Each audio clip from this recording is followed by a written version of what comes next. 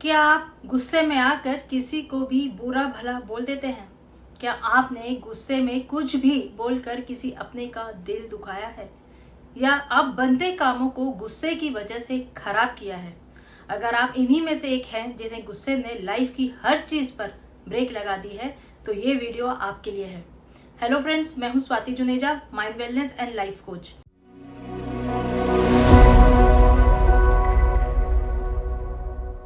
इस वीडियो में मैं आपके साथ कुछ ऐसे टिप्स शेयर कर रही हूँ जिसमें आप अपने गुस्से को बहुत हद तक कंट्रोल कर सकते हैं।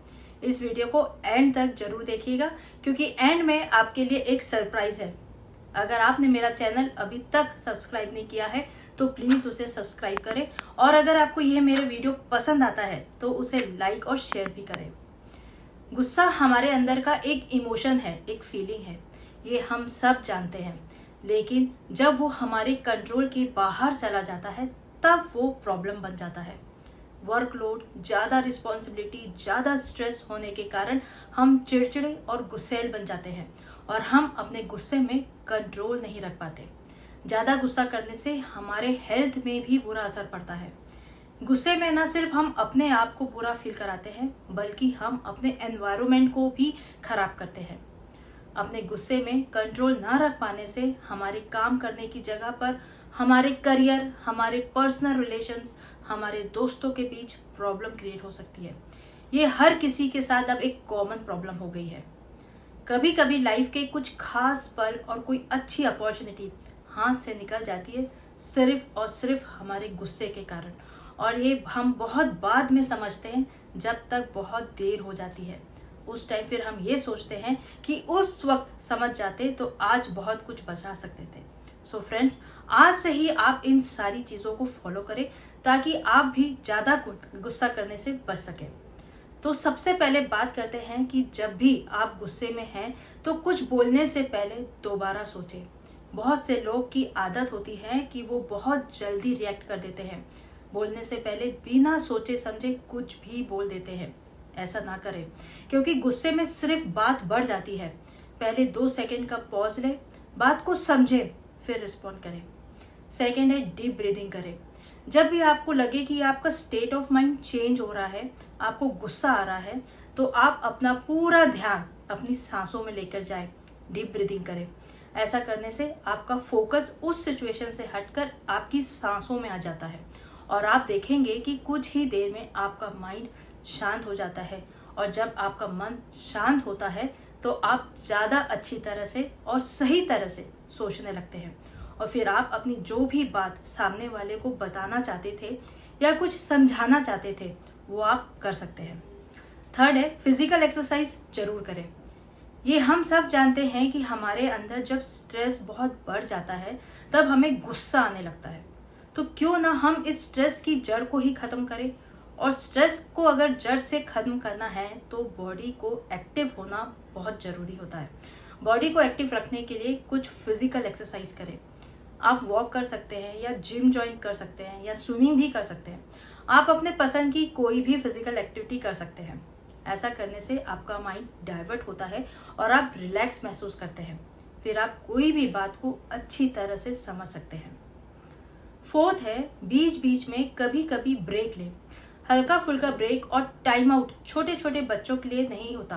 टाइम आउट का मतलब होता है कि समय निकालकर थोड़ी देर खुद पर ध्यान दें, अपने थॉट प्रोसेस को समझें। छोटे से ब्रेक से आपका मूड काफी बदल सकता है क्योंकि आप वो टाइम में शांत मन से सोचते हैं जो गुस्से में सोच पाना और समझना थोड़ा मुश्किल होता है। इसलिए समय समय पर अपने लिए ब्रेक जरूर लें। और फिफ्थ है जो सबसे इम्पोर्टेंट है, अपने गुस्से को चैनलाइज करें। बहुत बार आपने देखा होगा कि कुछ लोग हंसमुख होते हैं, वो हमेशा हंसते रहते हैं, कोई भी चीज में जल्दी से रिएक्ट नहीं करते, और ये कुछ अच्छी बात भी है। तो आपको क्या लगता है, उनको गुस्सा नहीं आता है? उनको भी गुस्सा आता है, पर वो इस एनर्जी को डाइवर्ट कर देते हैं। वो गुस्से को राइट डायरेक्शन में चैनलाइज कर देते हैं। अगर उनको कोई कुछ बोल देता है तो वो गुस्से में रिएक्ट ना करके अपने अंदर एक चैलेंज ले लेते हैं कि अब इनको कुछ करके दिखाएंगे। ऐसे लोग गुस्से को पॉजिटिव डायरेक्शन में ले जाते हैं और अपने बॉडी में उसका नेगेटिव इफेक्ट नहीं होने देते। इसलिए आप भी सोचें कि आपको गुस्सा क्यों आ रहा है, उसको आप कैसे पॉजिटिवली हैंडल कर सकते हैं। ऐसे में आपकी जो एनर्जी है वो वेस्ट ना होकर सही जगह पर यूज होगी। सो फ्रेंड्स, ये कुछ आसान से टिप्स थे जिसे आप अपनी लाइफ में फॉलो करके बहुत हद तक अपने गुस्से को कंट्रोल कर सकते हैं। अब फ्रेंड, जैसे कि मैंने आपसे स्टार्टिंग में कहा था कि आपके लिए एंड में एक सरप्राइज है, तो ये रहा आपका सरप्राइज। फ्रेंड्स, आगे बढ़ने से पहले मैं आपसे रिक्वेस्ट करती हूँ कि अगर आपने मेरा चैनल अभी तक सब्सक्राइब नहीं किया है तो प्लीज उसे सब्सक्राइब करें, और अगर आपको मेरा वीडियो पसंद आता है तो उसे लाइक और शेयर भी जरूर करें। तो ये रहा आपका सरप्राइज। यहाँ पर मैं आपको एक सिंपल और इफेक्टिव विजुअलाइजेशन टेक्निक शेयर कर रही हूँ, जिसे आप रोज करते हैं तो आप पाएंगे कि आप जो छोटी छोटी बातों में गुस्सा करते हैं या बहुत जल्दी रिएक्ट करते हैं, वो धीरे धीरे खत्म हो रहा है। इसको करने के लिए आप एक शांत जगह पर बैठे या लेट भी सकते हैं।